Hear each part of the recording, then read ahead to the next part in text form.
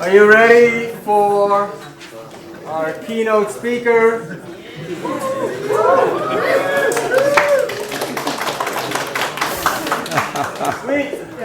We brought in an obscure guy from Vancouver, is that called? Somewhere out there, yeah. I know. He's a man who needs no introduction. But I'm going to do it anyways. I've known Steve since 2006. And I'd like to mention that he found me. Absolutely. I was writing a little dinky blog just in a few languages, and we hooked up and we did a little interview discussion in 5 languages. That's still on the internet. And then one thing led to another. We hooked up with Susanna. And look at the polyglottism community now. It's grown a lot since. But Steve is still the founder of all this movement, and we are absolutely honored to have him here. Right? He's literally the first person I contacted when we came up with this idea, and it didn't take him half an hour to just see the email and it's back. Agreed. As simple as that. For me, it's too much. We're really, really grateful and really, really honored to have you here. Thank you, Steve. The rest, the 16 languages and all that, everybody knows. I don't want to go into that. I just wanted to thank you, and I think I speak for everybody here. Thank you. Thank you.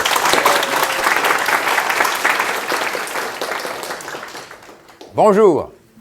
Bonjour. Je suis très content d'être à Montréal, ville où j'ai passé ma première jeunesse. Maintenant, je vis les années de ma deuxième jeunesse. Okay? Because I grew up in Montreal. I lived here from the age of 5 to the age of 18. So now I'm living my second youth, you see. Like last night I was on Boulevard Saint-Denis there at the Mundo Lingo party till 12:30 at night. You know, had a few beers after the wine. We didn't have much wine for dinner. No. And then walking home, and so I'm living my second youth here. And I think Montreal's a great venue for this kind of conference. And I tell you, when I had the email from Tetes, I've been sitting on the sidelines, these various polyglot conferences, for one reason or another, it didn't fit time-wise, and I haven't been able to get to any of them, but I said, come hell or high water, Tetes is having a polyglot conference, I'm going to be there. And so the first slide I have here is, Tetes to me, Shakespeare in Julius Caesar, I think Cassius describes Julius Caesar as striding like a colossus, and to me, Tetes strides like a colossus, and I think all of us polyglots do, but Tetes is such a good example because he's got one foot in Taiwan, another foot in Japan, another foot in Ecuador. He came to Quebec as a 13-year-old, and he just speaks all these languages that cut across so many different cultures. And so I just think it's an admirable thing to do, and he's passing that on to his kids, and he's going to talk about that. But I think all of us are able to do that to some extent. So I just thought, I'm sure I don't have permission to use this because I found it on the internet somewhere, but there you go. Quickly get off. So the subject is, can you be a silent polyglot? And the reason I get into this is, thinking about what am I going to talk about? And so someone on my YouTube channel where I'm promoting this event says, I like to read and stuff, but I'm a bit, timid about speaking, and is this conference a place for me, and stuff like that. And I said, well, yeah, it is. For sure it is. And then I often get, and I'm sure any polyglot that's foolhardy enough to put up videos speaking a language gets the person comes in and your Chinese sucks. You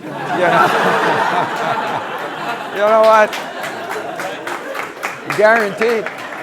I had a guy come on, you're pretty good, but you're not as good as Da Shan,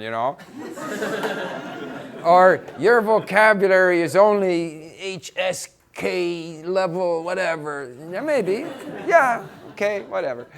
And so anyway, obviously, as people who speak different languages, we like to use these languages. And, you know, when I meet George here who speaks 17 languages, you know, Georgian, Armenian, I'm not onto those yet.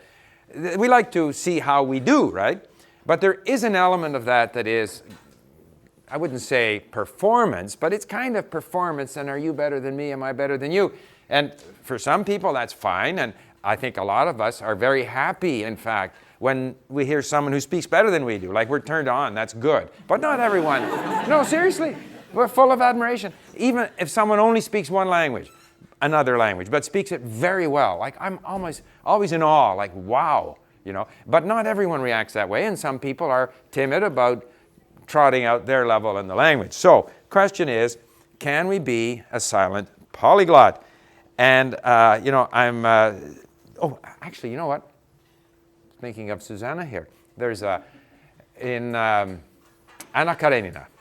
Begins with, it says, все счастливые семьи, похожи друг на друга, а каждая несчастливая семья по-своему. Words to that effect. Which means, every unhappy family is unhappy in the same way, but every happy family is happy in their own way. So I turn that around and say, every unhappy language learner is unhappy in the same way. They're frustrated, they can't do this, oh, I can't, I don't understand, I this, I that. Whereas every happy language learner is happy in his own or her own way. I like to listen, I like to understand, I like to speak, I don't like to speak. In other words, we find our own way to happiness in language learning. Now, the silent polyglot. When I was in Vienna, because I studied in France, and I remember being in Vienna in like 1965 in this cafe, and there was a fellow there who he would write something out, or people would ask him questions, but in writing, in 13 languages, I remember that, and he would answer in writing, but he was deaf-mute. He couldn't speak. He was Japanese. But he was fluent to I mean, there wasn't a question that people put to him in writing that he couldn't answer, but he couldn't speak. So he certainly was, except that he could write, and maybe in those days, sign language wasn't as widespread as it is right now, but he was, in a sense, a silent polyglot. So the main thing is, so, you know, let's take, you know, different types. You can have people who read, who understand very well and still don't speak. And you can have people who are very good at social banter, but have a very limited knowledge of the language. To me, whatever turns their crank, if that, either one, you know, it's certainly fun to, and I do this in languages that I don't speak very well at all, and I say a few words and I get a, you know, a charge out of the people whose language that is. So both, in my mind, are equally good. So, and it's interesting, the definition of a polyglot is someone who knows and is able to use several languages. It doesn't say speak. So, and I raised this on my YouTube channel, and someone, well, polyglot is many tongues, so it doesn't have to be speak. Possibly in terms of the etymology of the word, but in terms of the definition of the dictionary, it's just knows and is able to use. And if you are connecting with a language by reading or listening, you are using the language, you know the language, and in fact, you're even communicating, because listening is a form of communication. Reading is a form of communication. You are communicating with the culture, the history, or whatever it is that you are communicating with. So, now, let's see what else. My text is a little different from my slides. So, to me, when I start into a language, I want to get to know the language. And so here are my statistics from Link, and the way we count words that we know is a little bit like we count every form of the word. So in Slavic languages, you can very quickly run up a huge word count because you know there's so much inflection in Slavic languages. And so I have, you know, and one of these, for example, is, where are we here? Romanian, somewhere along the line. There we are, 20,000 words. So I worked very hard on Romanian because I have this lumber business, and we buy lumber in Romania, which we sell to the east coast of the U.S. And so I was going to go visit some of our supplying mills in Romania, So I spent 2 months on Romanian. The first month was totally listening and reading. And then the second month I got on some, had some online discussions with people. I had a great time in Romania. If you travel in Romania, if you rent a car for €5 a day more, you get a driver. So, I pictured myself, driving in amongst all these, horse-drawn carriages and stuff like this. A driver for €5 a day, it's a deal. And the driver I had was a university student, so we were speaking Romanian. Like he was my driver, guide, and Romanian teacher for 6-7 hours a day. And Romania is a beautiful country, mountains and so forth and so on. And when I was in Romania, like there was this mayor of this town where they had the sawmill. Like every time he saw me, because I spoke Romanian, he would grab me and he would kiss me on both cheeks. So that's just to show that you speak the language in a country like that is very well received.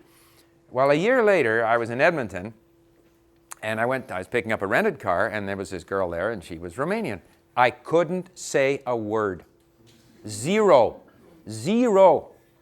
So you can lose it pretty quickly. You can lose it pretty quickly if you don't take it over the hump. If you don't take it up to a level that's sufficient where you're not going to lose it. It was very disappointing. I couldn't say a thing. However, it's there somewhere, and if I were to go back to it, listening and reading, put even a week in, I think a lot of it comes flooding back. So the idea that if you say, I speak so many languages, okay, bingo, say something, say this, start up a conversation, and you're not necessarily going to be able to pull it off, in my opinion. And that doesn't mean that you don't know the language, because it means that you're going to require a bit of a period here to refresh it. And depending on how far along you got, how long it's been since you last used it, that might be an hour, it might be a day, it might be a week, it might be a couple of weeks. So, but when I go at a language, my goal in the language is B2 on the European framework. I think everyone familiar with the Common European Framework? Okay.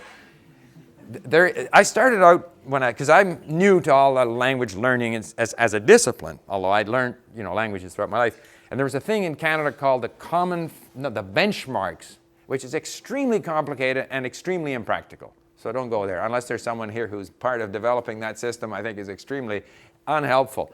By contrast, the 6 levels in the European framework are very good, to my mind. They tell you exactly. Simply and exactly. So A1, A2 is beginner, B1, B2 is intermediate, and C1, C2 is advanced. And the advanced levels are very, very high, very, very demanding. B2, to my mind, is a very practical, attainable level with hard work. So can understand the main ideas of complex text on both concrete and abstract topics, including technical discussions in their field of specialization. That's pretty high, actually. And also can interact with a degree of fluency and spontaneity that make regular interaction with the native speakers quite possible without strain for either party. Without strain for either party. And I believe, as I'll get into, comprehension is the big one. If you don't understand what's being said, there's a significant strain on you, a bigger strain than if you're struggling to speak. If you don't understand what the other person is saying, that's very uncomfortable. And if you don't understand what the other person is saying, the other person can tell. And that makes the other person uncomfortable. And when I was in Japan, doing business in Japan, and some of my counterparts with trading companies, they insist on speaking English, and I can tell they don't understand what I'm saying. So that makes me very uncomfortable. So I will say it once in English for him to make him feel good, and then I'll say it again in Japanese so I'm sure that he understands what I'm saying. And then the third is similar in terms of writing, but very often, depending on how many languages we have and what we need them for, we may not get into writing them. So that's kind of B2. So the world today, the opportunity to access interesting content is unbelievable, and a lot of people are not aware of it, so I'll go into it to some extent. Obviously, in the initial period, you have to go through boring content because you can't start into interesting stuff. And I find that in the initial period, and I've talked about an inverted hockey stick. So you've got a very steep period where you're learning, you're working hard, you're learning new words, you really feel you're making progress. Like, wow, I couldn't do a thing in this language, and now look at me. I can actually understand something. I can say something. So there's this sense of achievement. And because you are discovering the language, you can actually deal with boring stuff because it's exciting that you're discovering a new language. But then you hit a point, takes maybe 2 months, 3 months, 4 months, and all of a sudden you realize that you feel you're not making any progress at all. And you feel there's so many words. I figured that by now I'd be able to understand everything. And I still can't understand because there's just so many words. Because people always say, well, you know, if you have 1,000 words, that's 70% of the content. Maybe. But if you're reading a book, it's those other words that keep on getting in the way. And those other words may only show up once or twice or 3 times in the whole damn book. So how are you supposed to? So it's a long way. So that, to my mind, is, if you picture the hockey stick, you've had this steep rise. Oh, look at me. And now you've got this long, slow, gradual period. However, the good thing is, once you get onto that point in your journey, there's so many resources out there. You know, the first part of it, the starter part, maybe I'm going to be buying Benny's series now, you know, to get me to that first ramp, okay? But once you get going where you've now got to try to get to where you can understand radio programs and movies and books and stuff, there's so many resources available. So audible.com is one. I wasn't even aware of it. They don't have all languages on there, but my son Mark had been using it for Italian and I hadn't been using it. But I had to give a talk, or at least a Skype discussion in German. And I hadn't done any German for such a long time, I figured I wanted to refresh it. So again, the kinds of things we do. So I go, you know, Deutsche Geschichte, I'm interested in history.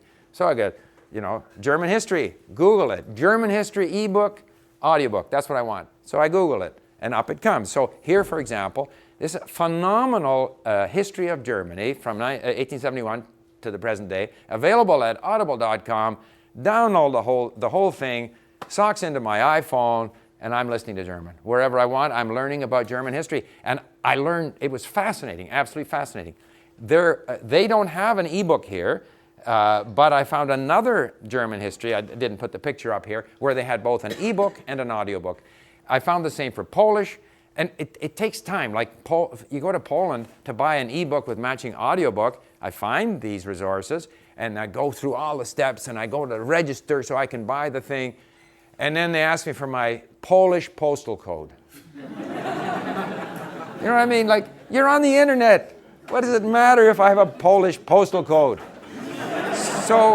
So I can't buy their stupid book. So I go off and I find another website. And finally, I found a website where I could download ebooks and audiobooks in Polish. Nowadays, of course, if I buy the ebook, I sock it into, what's it called, Calibre. Okay, so it can be in PDF. It can be in any format. You put it into Calibre, which is either free or you just make a donation, and it converts it to whatever format you want. I convert it into a format that I can import into Link. So now I have audiobook, I have an ebook, into Link, I'm able to look up all the words and phrases that I want, and away I go. People who aren't aware, I'm sure this group is, but so many people don't realize how handy iTunes is, how easy it is to download audio into iTunes, the availability of e-text and so forth. So it creates a world where you can find stuff that's of interest, whether it be cooking, anime, history, whatever you want, you can find stuff that's of interest to you. So you're spending your time learning about stuff that's of interest to you, and at the same time, your language is improving. I wanted to mention Catolom, who many of you know, very famous. First of all, I got to check my notes to see if I forgot something. What do we got here? I was going to say, I did forget something. When it comes to B2, according to both Deutsche Welle for German and the Cambridge English Language Assessment, they say that it takes about 500 hours of study to achieve B2 for German or for English, assuming presumably those are speakers of English learning German and speakers of German learning English. I don't know. But this is, 500 hours. That could be at an hour a day. That's whatever it is, a year and a half. If it's 2-3 hours a day, that's correspondingly less. It always assumes you're in a classroom. I think many of us here have our methods of learning which enable us to go faster than in a classroom. But at any rate, that's one thing I had noted down there. What else did I? Okay, I think that's about it. I'll catch up to where I am. So, Katolam, she very famous polyglot who lived mostly in the 20th century. And she totally self-taught. And she says here that, how many languages do I speak? I have only one mother tongue, Hungarian. I speak Russian, German, English, and French well enough to interpret or translate between any of them. And I have to prepare a bit for Spanish, Italian, Japanese, Chinese, and Polish. And at such times, I leaf through the parts of my diaries written in these languages. So again, the idea that she has to refresh. I'm sure any polyglot here who says I speak 10 or 15 languages, they probably have 5 they can turn on at will, and another 5 that you're going to have to refresh a little before you can perform, so to speak, in those languages. So she was entirely self-taught. And of course, this is at a time when there were no MP3 files, no internet. So she would just go at books, and she would pick, and she was bored with the fabricated dialogues of course books, familiar theme. And her favorite method was to obtain an original novel in a language completely unknown to her, and she would work with the dictionary. And she says she didn't let herself be set back by rare or complicated expressions. She skipped them. What is important will sooner or later emerge again, which I totally agree with. People say, well, you have to learn the most common 1,000 words. If there's one thing you can be sure of, those most common 1,000 words, if they're common, they'll show up again. So you don't necessarily have to focus on learning them. They'll show up, okay, if you keep listening and reading. Now, the thing of what I found very interesting with Katolam, she had basically an equation, the language learning equation, and I think this is brilliant.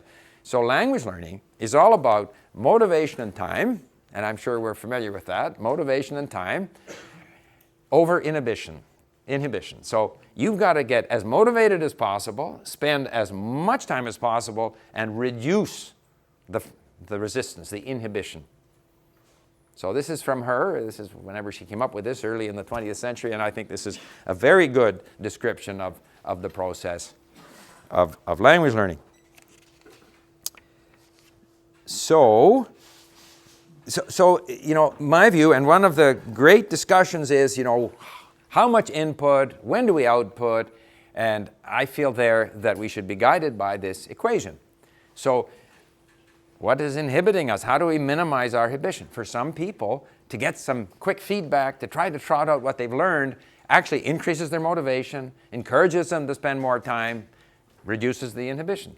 For some people, the fact that they don't understand very well and they don't have the words to say much actually increases their inhibition. And it not only increases their inhibition, it might reduce motivation. So every person has to look at this equation and say, in my case, am I motivated by speaking early? Am I not motivated by speaking early? Does it increase my inhibition? Does it reduce my inhibition? And I think on that basis, we decide how much we want to speak. And if the decision is, I don't want to speak, I just want to listen and read, because I live in whatever, Vancouver.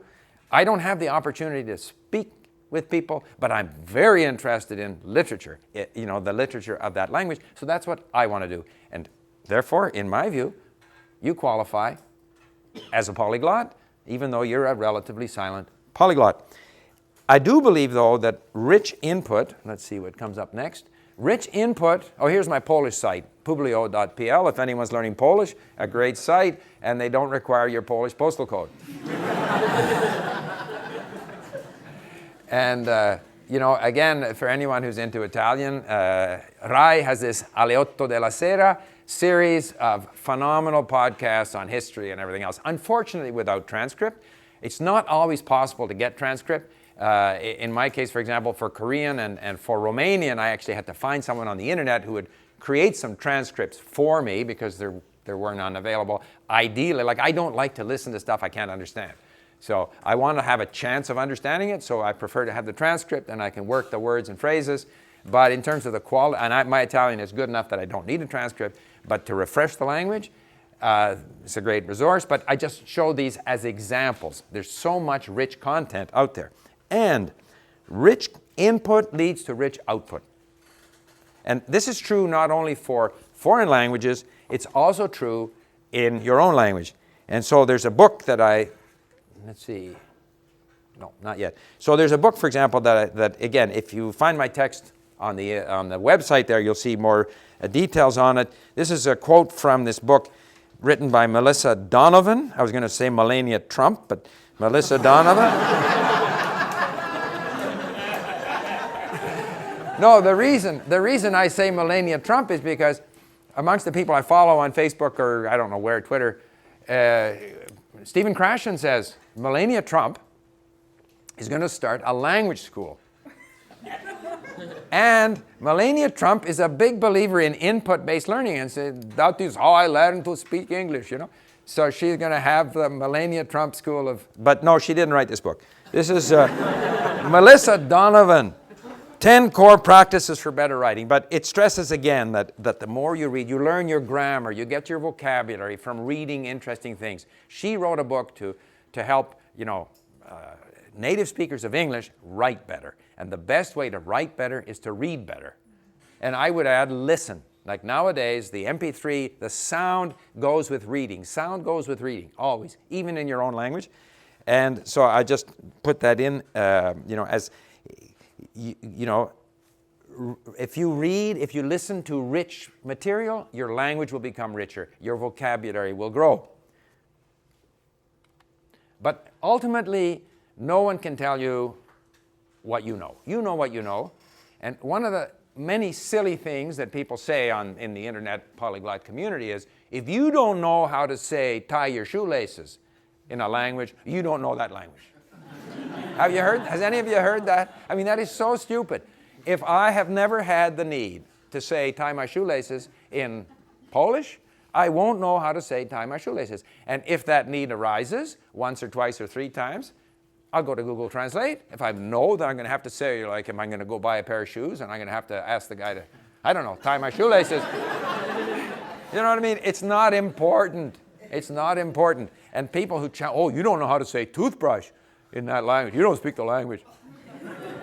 That's just silly. It's funny, too. I was, speaking of language, I was in the elevator at the hotel, and there were like 3 or 4 Americans in the elevator, and they look at the you know, the buttons there for where they want to go to. There's like floor 7, 6, 5, 4, 3, 2, and then there's RC. What's RC? You know, Roman Catholic, what's RC? You know, rez-de-chaussée, right? They didn't know that. I think the hotel should have put main floor, I think, just to leave them guessing as to what.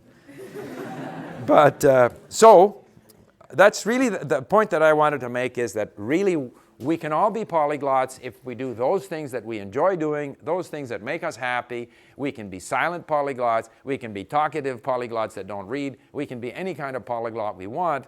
And the main thing is to engage, to enjoy it, to enjoy the process, and to discover new languages so we can bestride the world like a colossus.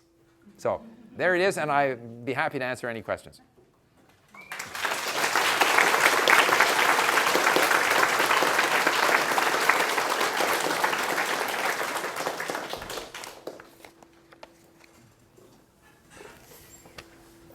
Yes? Yeah, I read somewhere, I think it was online, that you said that one of the biggest mistakes that people make in language learning is staying too long on like the elementary level. What suggestions do you have for us to kind of like push ourselves out of elementary level into like intermediate or like interesting content? You know, that's an interesting question, because if I look at, for example, when I started learning Portuguese, we didn't have Portuguese at Link, and I stayed with the, you know, living language, teach yourself, and forever. Like I was just trying to learn, and I was running around. You know, I go jogging and listen, and I listen to the same stuff. And after a while, I wasn't getting anywhere. So I just didn't realize that especially knowing Spanish, if I had just gone into interesting content, looked up the words, listened, if I just had forced myself into content of interest to me, I would have transitioned much more quickly. I didn't know that. So I think a lot of people simply don't know. You know, if you buy, with all due respect, to Teach Yourself, partner Benny's here, but they say on it, you know, Teach Yourself book, master, like this was all you need to know. Like they build it up. It's like, no, it's not. It's a starter book. That's all it is. And starter books are great.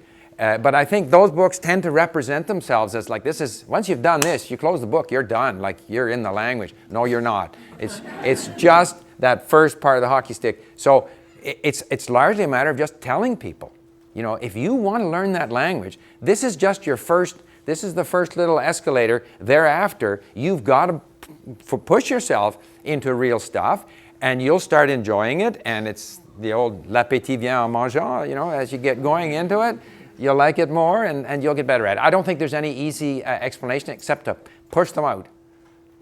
If you're dealing with students, you know, you're a teacher, just get them out, find out what they're interested in, and get going now. You know, take off the training wheels and go at it. Easier said than done, but that would be my answer. Yes? In Montreal, we hear a lot from English speakers that, oh, but French is so hard to learn. So Yes. from all the languages you speak, do you see like an objective pattern of this is easier, this is definitely harder to pick up, and is there something? Yeah, I think there are two issues there. One is, you know, objectively some languages are more difficult than others from different points of view. Like if you're learning Chinese, there's no phonetic script. Like it's all characters. So you have to put in the time to learn 3,000-4,000 characters. That's objectively difficult. I think if you don't have a tonal language, tones can be difficult. The other thing is grammar. Of the languages that I have learned, Slavic languages, their grammar is more complicated than most other languages. More complicated than, certainly than Asian language. Like of the Asian languages that I've learned, the grammar is not complicated. Slavic language is complicated. However, I think the two bigger factors are, A, how much common vocabulary is there? Because to me, language learning is, in the end, it's words and phrases. So if there's a lot of common vocabulary, it's going to be easier. There's no question. You may have some false friends and all this other stuff, but essentially it's much easier. And if there's no common vocabulary, it's a lot more difficult. But overwhelming factor is how motivated are you to learn the language. So if you're motivated, like I never worry about is this more difficult, less difficult. Ultimately, if you're motivated and you enjoy it, you enjoy the time. So it takes a little bit longer. I'm not that keen to end my engagement with Polish or whatever. I'm in no great hurry. So yeah, motivation, but there are some objective factors as well. I don't think French is high on the list. I mean, for Anglophones to say that, like 50-60% of the vocabulary is essentially the same. How difficult can it be, you know? It's the first thing I always understand. Yeah. So. They're insufficiently motivated. That's it. Yes? Where do you think this idea comes from that speaking is the only true form of polyglot life? Or... Well, it's the first thing we think of, you know. You will learn a language to speak. And people want to show, you know, if you say to someone, I know, you know, Georgian. Okay, say something. That's the first thing people are going to say. And I think the way people learn typically is they go to a class. Like most people who go to learn a language are going to go to a class, right? Go to a school. And what do they do in the class? They get the kids or the students to say something. It's the only thing that makes sense. The teacher says, here are these rules. Here's how they say it in this language. Here are these rules. I teach this to you now because I know it and you don't. And so now I've taught it at you. Now you regurgitate it back to me. And if you do that well, then that's good. That's good for you, tick. It's good for me, tick. 2 days later, you've forgotten what I taught you, whatever. And 3 years later, you still can't speak the language. So that's the process. That's what we're used to. But it's normal. People want to speak. So, but I think in many cases, like my own view is, that should not be the only option. And the other option, an option which says your goal is to understand the language. And your goal is to understand the language through stuff that is of interest to you. So you're going to discover a whole bunch of stuff. And I don't care how well you speak the language. I don't care if you get it right, get it wrong. I don't care. Just go and make sure you can understand it. And like in Slavic languages, despite the complicated grammar, I was listening to, you know, Tolstoy or whatever. I mean, most languages are so redundant that in terms of their use of words, that even if I wasn't quite sure whether this was the dative or the genitive or whatever, I could figure out what it was about. And even if I only got it 80% right, that's fine too. Like we need to tell people, whatever you understand is good. You understand 70%, that's good. You know, not, oh, write us, you know, write now something to prove that in fact you understood what the story was all about, and why did so-and-so do this to someone else. And forget it. I listened, I liked it, I understood it wrong, I'm happy. So, you know, I think we should just let people enjoy the language more, but that's not the tradition of language teaching. Prove that you know what you say you know, Yes, sir? Do you have any recommendation about how many Chinese characters someone should have in attempt to deal with realistic content in Chinese? You know, nowadays, with the availability of online dictionaries, you can, it depends on your sort of tolerance for pain. and it depends on how motivated you are. Like, I'll give you an example. Like, I had a dog when the kids were young, and this dog was so motivated to chase birds. He would go through this thick, you know, bramble bush. He'd come out the other end bleeding, but he wants to get that bird, you see. So if you're motivated, then you can actually at a fairly early level. But I think that it's at 1,000 characters, most texts are going to be painful. At 2,000 characters, it's good. Like, yeah, you're where, and it's not just characters, it's also the number of combinations of characters, right? The vocabulary. So, but I think, I mean, I like to say LingQ makes it possible to access text a lot earlier than would otherwise be the case, and especially if you're combining it with sound, because sound is so good. It gets you in some momentum before you read. You got a sense of what it's about, and then after reading it and fighting your way through, looking up words and everything, you hear it again. So I think everyone has to make that decision on their own, but I think there's 1,000 is a threshold. But if you want to read a newspaper comfortably without having to look up every word, you're well in excess of 3,000 characters. Yep. Sorry, no, I saw Benny first, and then, yes, sir. Absolutely love your talk. I agree with everything you're saying. Okay. Thank you very much. There's one thing. Yes. Okay, Benny, I'll meet you outside. You mentioned these studies that academic institutions do, where they decide they feel it's like 5,000 hours to reach a certain 500, they said. 500. About 500, yeah. Sometimes it's in the thousands. Yeah. It depends on the level, of course. Do you feel that I feel like there's two things that would make this really dubious. One is how they're doing it. Like you said, that's if they're in a classroom. So right. If they were using LingQ, for instance. Right. Do you think that would get the number down? Yeah, probably 5% of the total. 5%? Yeah, I'm just joking. That's And the other thing is because it's classroom environments, they're typically only going to be doing it for 1 or 2 hours a week. And I really feel that when I get my momentum, if I'm doing an hour, it takes me at least 20 minutes just to get into it. So if I'm just doing an hour a week, I'm only really genuinely getting maybe a half hour of genuine good work in the language. So if I was spending 5 or 6 hours, at least over the weekend twice, for instance, do you think that kind of stuff would get the number down from their estimates? And if so, do you think their estimates are kind of worthless in a way? You know, several answers to that. First of all, I attended this American Teachers of Foreign Languages or something conference in San Diego, and there was a lady there who was the head of the San Diego State University Language Department, and she said there's only 3 things that matter in language learning. Attitude again, okay? Time, but by that she meant time with the language. Now, if you're in a classroom, how much time are you actually spending with the language? Because very often you're listening to, like if you have other people in the class who are struggling to say stuff, that doesn't really count. You should be, you know, deeply into the language. So how much time are you actually spending with the language in the classroom is a question. She made then reference to this ability to notice what's happening in the language, which I think good language learners become better and better at noticing. So that's one concept. So they're talking about classroom hours. I'm saying, as you say, a classroom hour is not necessarily intense connection to the language.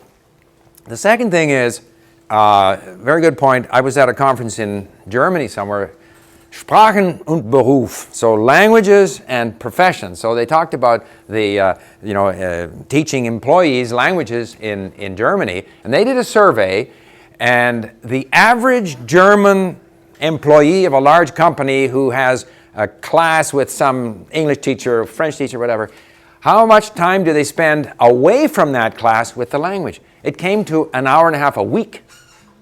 So that person has no chance of learning. So I think that you have to spend a couple of hours a day. A good 60-70% of that, say in my case, is just listening. And I can find the time. I can find the time in my car. I can find the time doing dishes. You can always find time to put in that listening time. And then you've got to dedicate some time to reading, and in our case, linking or getting on italki or whatever it might be. So I think that that's the trouble with a lot of research about learning of any kind. It always is based on the classroom. So such and such doesn't work because they tried it in a classroom.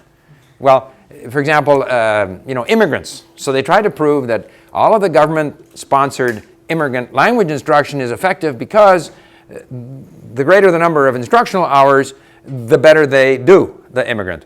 Although they did find in the States that in some cases, actually increasing the number of instructional hours decreases the level of the language. In other words, it's irrelevant. What really matters is, what is that immigrant doing the rest of the time? Does that immigrant have friends, local friends? Does he work or she work? Those are the things that matter. The amount of time they spend in the classroom may in fact be totally irrelevant. That's not to knock the classroom, but it's only part of the solution. Yeah. Yes? As someone, I use a lot of music to learn languages. Right. Like for example, like you said for Romanian, you couldn't find as many texts that had both the audio version but the text version. Right. But I go on YouTube and I find a lot of songs in Romanian, and what I do is while I'm listening to the music, I'm also reading the lyrics and looking up words, observing the sentence structure, and what difference is there between learning with music versus learning with text? Do you have any precautions against it, or do you encourage it? I don't know, other than the fact that it might not be as effective with tonal languages simply because when there's is that true? I don't know. I mean, the thing is, people should learn from what interests them. And the advantage of songs is that it's a limited vocabulary that gets repeated over and over again. So I think they're great. Personally, that's not what I do. Personally, I'm interested in history. Okay, but everybody should learn from stuff that's of interest to them. So absolutely, music is great, and a lot of people do. You see the discussion on the internet, people who like German rock music. I don't even know what German rock music is. So it's not for me, but I think absolutely what motivates. One thing you have to be very careful of, I discovered in Montreal, is crossing the street last night, going back to my hotel, so you look to where the traffic is coming from. So if I'd been listening and daydreaming, I had forgotten that there's bicycles coming the other way. I almost got taken out by a bicycle. Yes? I have a question on that same note. I am a Spanish and English tutor. Right. And I totally agree with you that people should use what interests them to learn the language. But actually what I find with a lot of my students is that they, for their job, whatever, they want to learn English for their job. So they're repeating that vocabulary, that sort of English in that context. And they're tired of it. They want to expand. So I can see the same thing maybe with music. Maybe if she thinks that I'm not really, pushing past just the words in the song or something like that. So how? See, I personally think that trying to learn just the vocabulary you need to do your job, which is very common. And again, in the Canadian system for immigrants, the person works as a clerk at a hotel. Okay, we'll just give them, just the vocabulary they need to do their job. I think that's silly. I think we have a great capacity to learn, and that person should learn as broadly as possible. And, we all have these scenarios, at the post office and whatever. And I remember I was in Russia, and So I had to go buy a ticket at the train station. So I figured out ahead of time likely what was going to be the conversation. And I got there and this lady barked something out at me. I didn't have a clue what she was saying. You can't anticipate. It could be anything. I think when we learn a language, we should just elevate our overall level in the language. And the best way to do that is to use content of interest, because then you're engaging with the language. And if that employee who works for whatever, say a Spanish speaker who's learning English, if she improves her overall level, including using songs or whatever she's interested in, her ability to deal with situations surrounding her job will improve. And she'll be better able to interact with her co-workers, and that'll also improve her language. So I think giving them, focusing in, like give them, okay, here's 30 vocabulary items, learn these. Okay, here's a piece of paper. Now forget it. Now let's get back to learning the language. That's the way I would approach it. And that process of learning the language takes a lot of time. Lots of exposure, lots of time. Sorry, you had your hand up there. Yeah. So I was wondering what you think about sort of an immersion approach versus like this idea of translating. I've heard that, if you just sort of look at vocabulary, like for instance, I wouldn't say, oh, that's a shoe, and then for instance that. I would just look at it and learn it in my target language versus, like total immersion and sort of connecting it to your native language. So I just kind of wanted your opinion on that. I was taking a course recently on neuroscience and learning, and they actually said that the brain learns by making connections. So if I can connect that to something I already know, that I'd be more likely to retain it. So do you have an opinion on that one way or the other versus? Yeah, I mean, I can't learn lists of words. It's just, and it's amazing our ability to learn something. Like when I was learning German, to try and study the table of the, der, den, des, whatever. It's amazing my ability to forget that. So, yeah, I think now immersion means different things for different people. I mean, not everyone has the opportunity to jump in a plane and fly off to wherever the language is spoken. But the idea that you learn from content that engages you, I always, you're listening, I like the voice, I'm interested in the subject, all of that engages you, and then gradually you learn the vocabulary. And Katolom says the same thing in her experience. I believe you learn best from content that you basically engage with. And our ability to, and again, research, for example, if you study a list of 30 words, you're going to only learn 10 of them. You go through your flashcards, it doesn't matter what you do. Only a small percentage are going to stick, and the rest will not stick. And you can learn, you can keep on studying, and the more you try to force them into your brain, it ain't going to work. So don't even bother. And you're better off to forget, relearn. That, again, getting back to cognitive science, interleaving, get it in different contexts, see it again somewhere. That's how it's going to stick. Yes? How do you feel about learning similar languages at the same time? Do you feel that one, you should take the time to fully understand and be proficient in language? I'm just going to take the example of learning Italian and Spanish. I think it's very difficult to retain or be proficient with both languages if you learn them at the same time versus if you learn Spanish for a few years and then go and study Italian. I much prefer to focus on one language at a time. Oh, wow. Oh yeah, but it could be 2 months and then 2 months, but to focus on one language at a time. Now, once the language is at a certain level, for example, I'm doing these Slavic languages. I like to listen to my Ukrainian podcast and my Russian podcast and my Polish podcast. So I'm just listening. That's kind of background noise. But insofar as focusing, I prefer to focus on one. And especially if they're related, because and I have to admit right now, when I go to speak a Slavic language, I literally don't know if a word is Ukrainian, Polish, Czech, Russian, So it has some real disadvantages.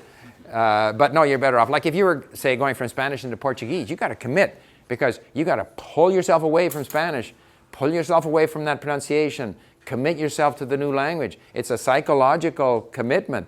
And so until you're actually quite good in the language, I think in my case, it takes commitment. But you can commit 3 months with this, 3 months with that, forget it and come back and learn it again. It's also good. You don't have to spend a whole year on it. Which reminds me of something I wanted to say to Benny. Intensity. My conclusion, long before I got involved in anything to do with language learning, whatever, when I studied Chinese, I learned Chinese essentially in 9 months. Like in 9 months, I wrote the British service exam, I had my 4,000 characters, and I learned it twice as fast as the other diplomatic students. And I did that because I spent so much time listening, reading. I was forever in bookstores buying books and stuff like that. But I told myself then, the more intensively you study, you increase the speed of learning geometrically. I firmly believe that. The more intensity you can apply to the learning, it doesn't reduce the amount of time. Like if you are twice as intense, you don't just learn twice as fast. You learn more than twice as fast. And that's simply my experience. Now, there could be all kinds of neuroscientists will come by and say, no, that's not true. Fine. But my experience was that the more intensity, the more heat I can bring to that process, the more I'm going to make these changes, because we are actually, it's almost like, in my mind, a psychological process, emotional process that has to happen in the brain. It's not like learning, some facts. It's a process. You're developing a behavior pattern. And so the more intensively you do that, the better. That's been my experience. And for that reason, I would prefer to concentrate on one language at a time. All right, we'll take two last questions where we are literally eating into our lunchtime. Okay. What's your theory on why some people seem to have more ability to learn languages than others? Well, at one level, you've got George. Okay, I don't want to keep on picking on George, but George is 17. He speaks 17 languages. I mean, like, to me, you have a gift. So there are people who have a gift. There are. And once we accept that some people have a gift, we have to accept that some people might be better than others. At different aspects. Some might be better at absorbing vocabulary. Some might be better at pronunciation, so forth and so on. But I think those differences don't matter as much as our motivation. So if we assume, for example, maybe somebody will come along and tell me we have proven that a 70-year-old learns languages half as fast as a 20-year-old. Now, what am I supposed to do with that? Stop learning languages? So the big thing is your motivation, the motivation, time versus inhibition. So if you're motivated, you will learn at a speed. You will be happy, you will achieve something, and the fact that some people might be better than others, to me, it's not an important consideration. Okay? But, and one other thing that's interesting, if you go to countries where it's considered normal to speak more than one language, Sweden, Singapore, I don't know, apparently in Ethiopia everybody speaks 3 or 4 languages, where that's the norm, they all do it. So I don't think that Swedes, Ethiopians, and Singaporeans have a gene for language learning either. So I think it's a matter of attitude. You think it's normal, you're not inhibited, you're motivated, and more or less people are going to learn at the same speed. But there will be some differences. I think only had the last one. Bit of a tangent. Is that all right? Well, kind of, I guess. This silent thing, I wanted to just take that back to state education. Take it back to? State education. Oh, yes. So, state education of languages. I think I heard you say once, and I'm probably getting this wrong, but something along the lines of kids have, say your average teenager learning a language has no particular need to speak, there's no authentic reason to actually speak the language, therefore should we not be focusing our language education on reading and writing?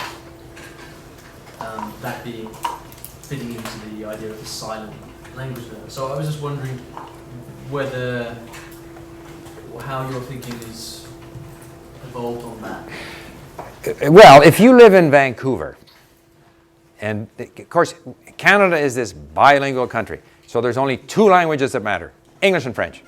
So if you live in Vancouver, you're going to learn French. There is no one to speak French to.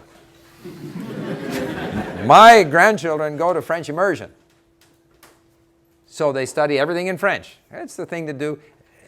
It's actually done because it's like you don't have any special need kids in French immersion. Like, it gives you basically a privileged education in the public system. You don't have to go to a private school. Parents at immersion schools are more motivated. Like, it's a better learning environment. That's why people do it. But in Vancouver, in the mainstream French, they don't learn how to speak French at all. So at the end of 10 years of schooling, they can't speak French. To my mind, they'd be better off if they focused on reading and listening. And maybe not just French. I have, my older boy lives in London.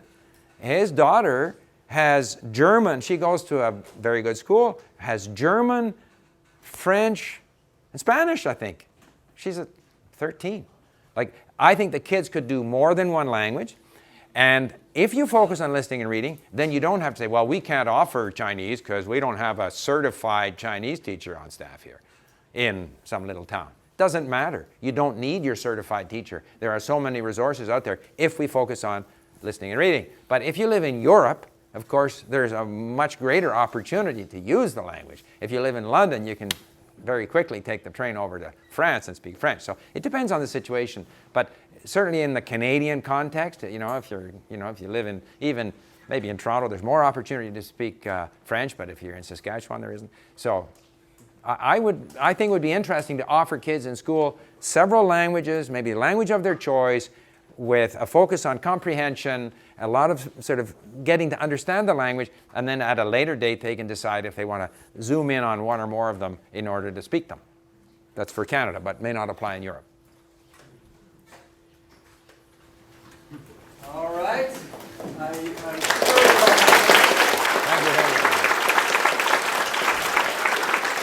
Okay.